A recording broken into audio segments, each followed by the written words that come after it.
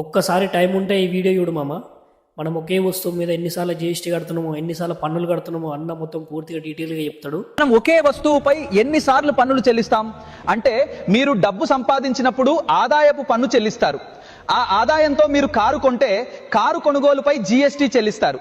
Car కొన్నప్పుడు road పన్ను కూడా ప్రభుత్వం మీ నుండి వసూలు చేస్తుంది.